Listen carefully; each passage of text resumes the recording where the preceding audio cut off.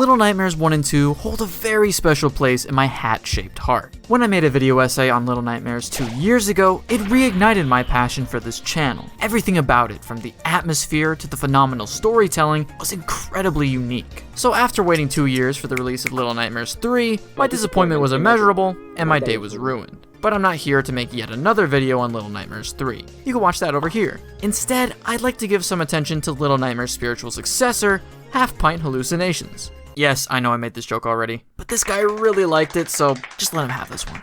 Anyway, REANIMAL is the newest upcoming project from Tarsier Studios, which just from the 30-minute demo I played, already started to restore the feeling. No, this game isn't at all related to Little Nightmares, but the core of what made those games so great is still there. Normally, I would wait to make a full video like this when the full game releases, but I felt compelled to give my thoughts because I did tease it in the last video. I also thought it would be cool to compare it to Little Nightmares 3 to see where one went wrong while the other went right, at least so far. So without further ado, let's jump right in to REANIMAL.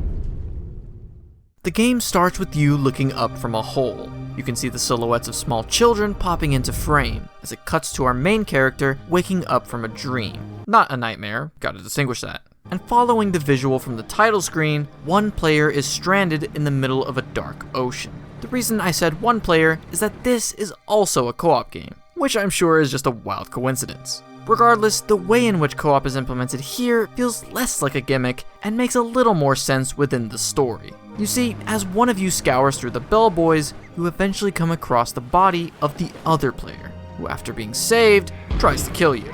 Nah, I'm just kidding. But there is one thing my friend and I didn't expect. I thought you were dead. Yeah. Oh, there's voice acting! Oh, there's dialogue, yeah, what the fuck? Besides the sounds of nightmares, there was never any voice acting in Little Nightmares, so hearing it in this game was a little weird at first, but it's all spoken in whisper tones, so I didn't really mind it that much. Anyways, now we're introduced to our main characters, the boy and the girl.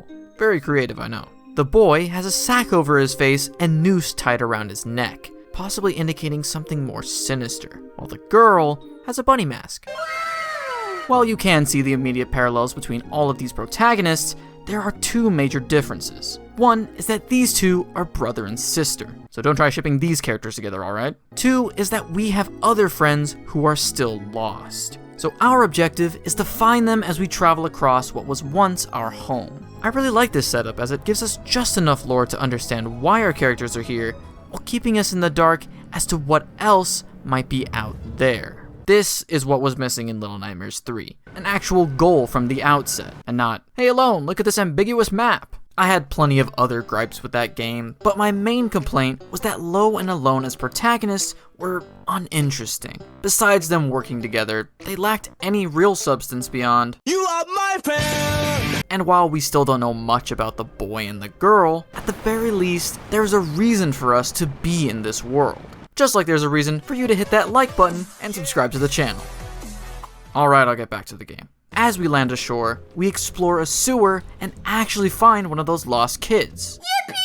Except, it doesn't seem like he wants to come with us. Instead, he tells us to leave while we still can. From this, it makes me think as we progress, we'll get more and more interactions between all the characters, which I'm sure won't lead to any heart-wrenching moments. And look, I don't want to sound like a broken record, but Little Nightmares is known for having strong character moments, which I did not find in Little Nightmares 3. It's still too early to tell if REANIMAL will live up to those expectations, but so far, it does show some potential. While comparing a demo to a full game, DLCs excluded, feels a little unfair, there are certain aspects that are easier to compare. To start, the visuals. Oh my goodness! In Little Nightmares 3, there wasn't a huge difference in the style and character animations from the previous two. After all, it was still on the same engine. Still, it looked very good. Great even. But REANIMAL takes it to another level. Yes, it's running on Unreal Engine 5, so it was bound to have better lighting and graphic fidelity, but the animations are also so fluid and expressive. Like the way the sniffer twists and contorts with every move. It gives him so much character.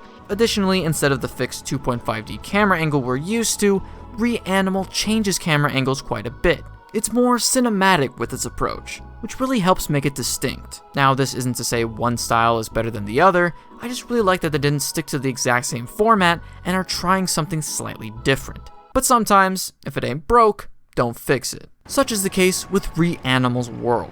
Between cruising along a foggy ravine to walking by a giant fan blasting at full speed, there's a strong sense of danger just in the environment itself. You can definitely see the progression from Little Nightmares 2 to this game, with how the hunter's traps are placed to how the naval mines sit in the water. Should I touch that? That is a bomb. Yeah. Should I touch it? It'll explode if you touch it. What if it doesn't? I kind of want to go back and touch it. Embrace. If you couldn't tell, the character deaths here feel very visceral, especially with enemies who act like they have something personally against you. What that is, I have no idea. I'm thinking the sniffer has been skinning people and sees you as a new addition to his collection. I don't know, maybe that's too obvious. But you know, there is a surprising lack of animals in a game called REANIMAL. We do see some animal creatures in the trailer, so it looks like they're saving them for a later reveal. And there are those rabbit statues and the sister's bunny mask, which do seem to hint at something. Honestly, this game reminds me a lot of Little Nightmares 1 with how much mystery surrounds its world. Through its environmental storytelling, it gives us little breadcrumbs that hint at what's really going on. But if you couldn't care less, you can always scour the rooms to find those sweet collectibles. If you remember in Little Nightmares 2, you can collect various hats to correspond to the room you found them in. Here, it's the same thing, only instead of hats, it's masks. As a base hat enjoyer, I'm sure you know where my preferences lie. Then again, a lot of these secret areas tell you a little something about the world. You've got a bathroom with a jacuzzi, and a decaying corpse stuffed into a gutter, suggesting this guy was taking a little shortcut. Oh my gosh. Oh! You've also got a storage room with a mini nuke in the middle, which, paired with the naval mines, seems to imply there was a war of some kind. And weirdest of all, at the end of the train tracks, there's a box that shows a shadow version of our friend. His hands are tied as he turns around and gets absolutely one-tapped. I have no clue what this could mean because a few minutes later, we see that same character alive and well. This is all to say that the game does a good job of making you question everything while still making you excited to see what's to come, which, to be fair, is what a demo's supposed to do. But I'm glad to see their focus is on more than just the co-op, unlike some games. While the co-op in REANIMAL isn't a big focus, it is still pretty solid. The main tagline for the game is "Stay together to stay alive," which is directly reflected in the gameplay. I know it's a very small and insignificant detail, but the fact that you can hoist each other up a ledge makes both of you feel like an actual team. The one thing I will say is that there weren't really any puzzles in this demo. It felt more like a co-op action-adventure game. But I think their goal wasn't to bore you to death. Instead, they wanted to use the atmosphere to build all this tension, which would lead you into the chase scenes. Oh, fucking run! The one thing about Little Nightmares 3's chase scenes that bothered me was that the enemies felt too scripted, like there was only one solution to every encounter. In REANIMAL, yes, the chase scenes are still scripted, but to me, they don't feel as constricting, like those skin snakes slithering towards you, which catch you off guard on your first encounter.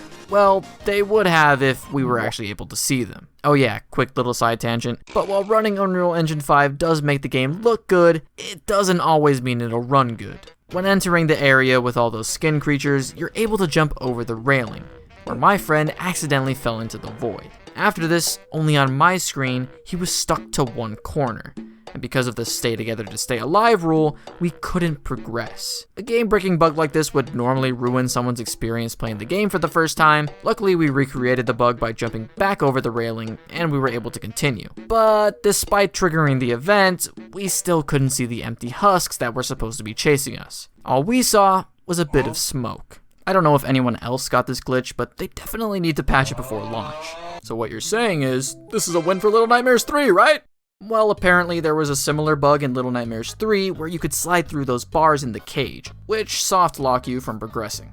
Sorry, buddy. Back to what I was saying, the enemies are right on your tail, but chases feel like they give you just enough leeway to make it out alive. I also like how our friend, who we were ironically chasing, interacts with the environment to buy us some time to escape. But after making it on top of falling trains, the demo ends. I understand them wanting to end it on a high, but man were they edging us with that. Still, I'm a big fan of how this game feels. It's very Little Nightmares coded, that much is obvious. The tall guy's design in particular is very reminiscent of previous Little Nightmares enemies, just with a bit more flexibility. However, I do think it has enough unique qualities to stand on its own. Overall, I have trust that the team at Tarsier knows what they're doing, and I can only assume the full game will be as good or even better than what we got with this demo. My only concern is that people might think it looks too similar to the previous IP, so they'll just write it off as lazy. Personally, I think it's anything but lazy, with the atmosphere, art direction, and world building feeling like a natural evolution from Little Nightmares 2, just as it was for the first game. So fingers crossed they won't pull a supermassive on us. Jokes aside, I mean no disrespect to that studio. I just don't think they were a fit for Little Nightmares. It also didn't help that they were being overseen by Bandai Namco. Anyway, I can't wait to see how the full game of REANIMAL turns out when it releases next year. Well, that's it from me. If you want to see more Little Nightmares related content, you can check out those videos over here. Thanks for watching, and I hope to see you next time.